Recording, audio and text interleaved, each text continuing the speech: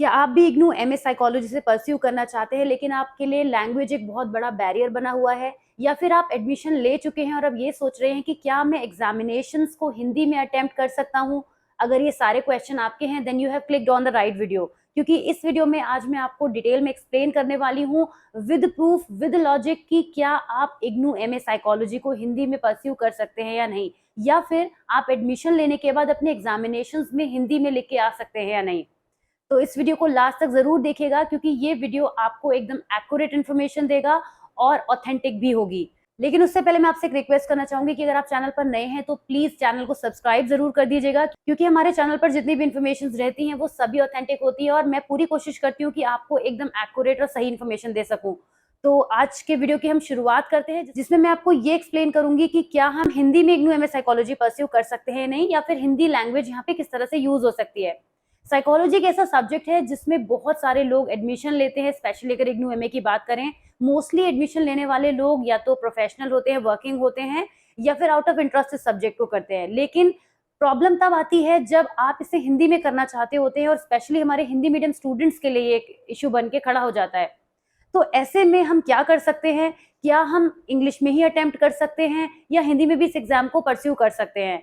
इग्नू से रिलेटेड मेरे जितने भी वीडियोस इस चैनल पर हैं, ये एक कॉमन क्वेश्चन है जो सभी ने पूछा है, तो इसीलिए वीडियो मैंने आज बनाया है, जिसमें मैं आपको एकदम एक्यूरेट इन्फॉर्मेशन देने वाली हूँ। इस वीडियो के बाद आपके माइंड में किसी भी तरीके का कोई डाउट नहीं बचेगा, तो इस वीडियो पे पूरे लास्ट तक बने रहिएगा। सबसे पहले तो मैं आपको ये बता दूं कि जब आप इग्नू एमए साइकोलॉजी में एडमिशन लेते हैं तो वहां पर ये चीज क्लियरली लिखी होती है कि इंग्लिश इज द लैंग्वेज, आप इंग्लिश में इस कोर्स को परस्यू करेंगे। जब आप इग्नू एमए साइकोलॉजी का सिलेबस ई ज्ञान कोश पर जाकर देखते हैं तो वहां पर नो डाउट कि इस जो सब्जेक्ट है, इस सब्जेक्ट का जो भी कंटेंट है, उसका जो इंग्लिश का लेवल है वो बहुत सारे लोगों के लिए डिफिकल्ट हो जाता है। एक पर्सन जिसकी बहुत बेसिक इंग्लिश है उसको भी ये जो कोर्स का कंटेंट है वो डिफिकल्ट लगता है, कई बार समझ में नहीं आता। तो हिंदी मीडियम वाले बच्चों के लिए तो ये बहुत बड़ी डिफिकल्टी हो ही जाती है, तो ऐसे में ये एक प्रॉब्लमेटिक सिचुएशन हो जाती है। अब मैं आपको स्क्रीन पर पहले कुछ लॉजिकल फैक्ट्स दिखाने वाली हूँ, जिनके बाद आपको आपके क्वेश्चन का आंसर भी मिलेगा और प्रॉब्लम का सोल्यूशन भी मिलेगा। तो देखिए, आप स्क्रीन पर देख सकते हैं, ये मैंने एमएपीसी के यानी एमए फर्स्ट ईयर के क्वेश्चन पेपर आपके सामने खोले हुए हैं। ये पेज नंबर 1 आप देख रहे हैं, इसको पूरा ध्यान से देखिएगा। नेक्स्ट पेज पे हम टर्न कर लेते हैं, नेक्स्ट पेज पर ध्यान से देखिए। आपको कहीं पर भी क्वेश्चन बायलैंग्वेज नहीं दिख रहे हैं। एग्जामिनेशन का जो पेपर है वो बायलैंग्वेज नहीं है, यानी यहाँ पर केवल इंग्लिश में ही क्वेश्चन है।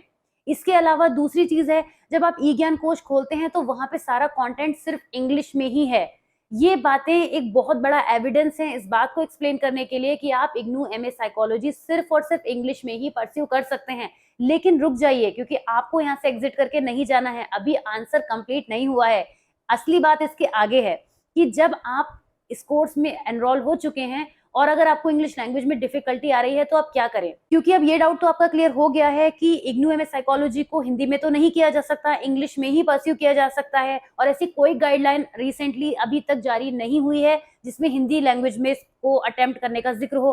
तो जो लोग हिंदी मीडियम के हैं या इंग्लिश में बिल्कुल भी नहीं कर सकते, वो या तो इस सब्जेक्ट को ऑप्ट ना करें, या तो वो ये ऑप्शन ही ना ऑप्ट करें, और अगर करना ही चाहते हैं या जो कर चुके हैं और उनको प्रॉब्लम हो रही है, तो उनके लिए बहुत अच्छा सोल्यूशन है यहाँ पर कि आप इग्नू एमए साइकोलॉजी का जो ई ज्ञान कोश का कंटेंट है उसको ना देखकर पहले सिंप्लीफाइड बुक्स की तरफ जाइए। ऐसा बिल्कुल नहीं है कि आपको ई ज्ञान कोश के ही सारे कंटेंट से पढ़ना है या फिर इग्नू की बुक से ही पढ़ना है। आप उन टॉपिक्स को इजी लैंग्वेज में एनसीईआरटी की बुक से पढ़ सकते हैं, बीए में जो बुक्स हैं उनमें से पढ़ सकते हैं। वैसे भी जो एमए साइकोलॉजी का जो लेवल होता है वो एमए लेवल का होता है, तो आप उन्हीं टॉपिक्स को पहले सिंप्लीफाइड लैंग्वेज में पढ़िए। सिंप्लीफाइड नोट्स अवेलेबल हैं, ऑनलाइन अवेलेबल है, मेरे भी पास अवेलेबल है, अगर आप चाहें तो आप मुझे अप्रोच कर सकते हैं उसके लिए।